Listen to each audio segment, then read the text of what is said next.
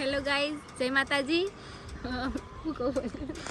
Hello guys, તમે વિચારતા હશો કે અરે અને સ્ટાર્ટિંગ ક્યાંથી કરી? તો ગાઈઝ હું આજે ઓય આવ્યો છું વઘાર, મારા હારી આવ્યો છું ઓને લેવા. શું કહેવું? જબરજસ્તી બોલાવાનું નહીં બોલવું તો તો ગાઈઝ મેં કીધું સ્ટાર્ટિંગ તું કરે એટલે કહેતો ના મને તો શરમ આવે, હમણાંથી આવી નહીં કે એટલે. તો ગાઈઝ અમે વૈકન ભોળા પોકવા થયા ને રસ્તામાં કીધું વૈકન થોડો વ્લોગ બનાવી દઈએ. આખા દાડાની કોઈ ક્લિપ લીધી નથી. સવારે યાર થોડી પણ કોમ ચાલુ હતું કે એટલે ઈકન થોડું કોમ કરાય અને પછી પાછો ઘેર જ્યો ને 11-12 વાગે એવા જ નહીં કહો એક પછી વૈકન આવ્યો એટલે ઘેરથી કીધું અમે મોડું થયું છે કે એટલે પછી કીધું ખાઈને જ જવું. તે પછી ખાઈને આવ્યો અને પછી થોડું ઘણું બેસીને અમે અત્યારે વધના વૈકન બે જણ કોમ છો શું ખોલ છે એક વસ્તુ રહી ગયું એટલે સ પણ સારું નહીં લાગે. તો ગાઈઝ કોક ખોળે છે. ફોન તો નહીં ભૂલી જાય પાછી. સ ફોન લીધો બસ ફોન ભૂલતી આવું ફોન તો નહીં ભૂલતી. અને ગાઈઝ આજ તો ખાસી શેઠ મોડા ચાલુ કર્યું શેઠ અત્યારે સ્ટાર્ટિંગ જ અત્યારે કરી ને કોમ તો રોજ તો સવારે જ કરી. કદી આટલું બધું મોડા સ્ટાર્ટિંગ કર્યું નહીં ગાઈઝ. એના માટે તો સોરી કહીએ છીએ અને અમે જઈએ છીએ અમે ઘેર બરાબર. તો ગાઈઝ અમે આપણે કંઈ વઘારથી આવી જઈએ છીએ ઘેર ઢાળીએ ઘેર નહીં ઢાળીએ પણ મુદ્દા તો ઘેર જ કર. તો જો આજ તો ખાસી કોમ હેડ્યું છે. આમ આખી દિવાલ આમ પટવા જ આવી છે માપની જ છે ને આ કારીગર ચા પીવું છે અને આ જેનો કારીગર એ ચા પીવે.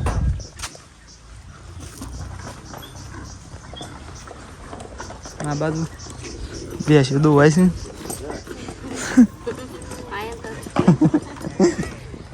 અને આ માં દોવું છે બેસ.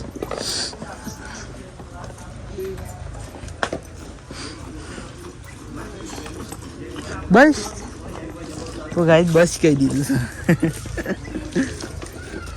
ઘેર આવી ગયું છે. હા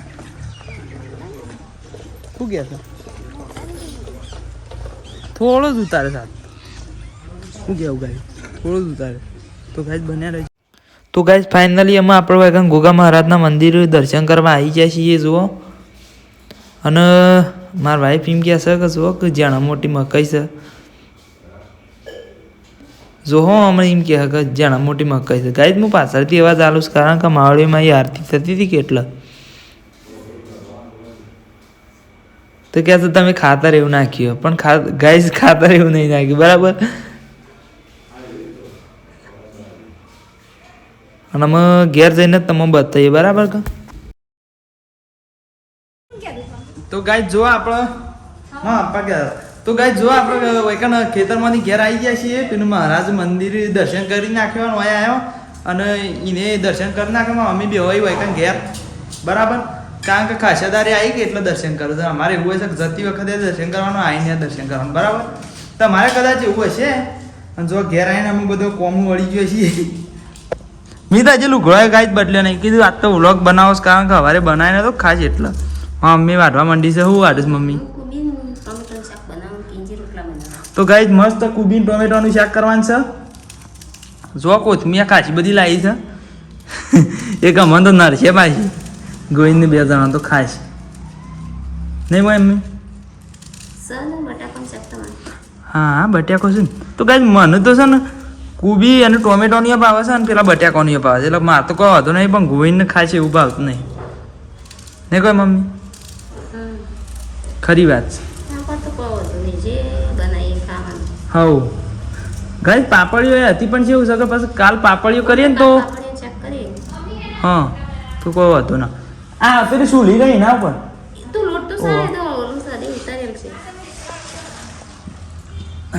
તો ગાઈસ જુઓ અમે હા રે આમ ધંધા લાગી ગયા સીવાના નોકરી બાજરીના રોટલા કરવા માંડ્યા છે. અને ઓના ઉપર ના કરતી પાછી પેલાનું ઉપર કરવાનું છે કારણ કે પેલું તો હજી ગાય એનું મુહૂર્ત હજી બાકી છે. એવી રીતના નહીં કરવાની યાર. હજી તો પેલું પેલું સોણથી પેલું એ કવર કરવાનું છે એનું એનું ગાય પણ તો ના ખાઈ તો પણ કવર બાકી છે એ બધી ખબર નહીં મને. તો એ તો મારા માં કહો તો મારા મમ્મી ગમે તે કોઈક કરી દે અને હું આમાં બહાર લાઇટ કરી દઉં કારણ કે પછી આ તો અંધારું ફટ લઈને થઈ જાય તો કોઈ ખબર પડતી નહીં એને કોઈ સાચી વાત છે ને સાચી વાત છે કે કહી દે તાણ સાચી વાત હોય તો કોમેન્ટ કરી દેજો કે સાચી વાત છે અને ગાય તો અંધારું થાય છે એટલે ઓ શેઠ યાર એક જ આ જોજો વિડીયોમાં હું તો ભૂલીએ જોઈએ યાર વિડીયો ઉતારતા હોય ને એ ખાસ તો વસ્તુ આપણે મોજ મસ્તીમાં ભૂલી જઈએ છીએ શું કહેવું કારણ કે ઇન્ટરેસ્ટિંગમાં હોય જો હું લાઇટો કમ્પ્લીટ થઈ શું કહેતી હતી કે હા નાળી લોબી કરીએ છીએ ઊભી રાખ ઘડી વાર અમારે 10-15 દા નોકરી રાખી.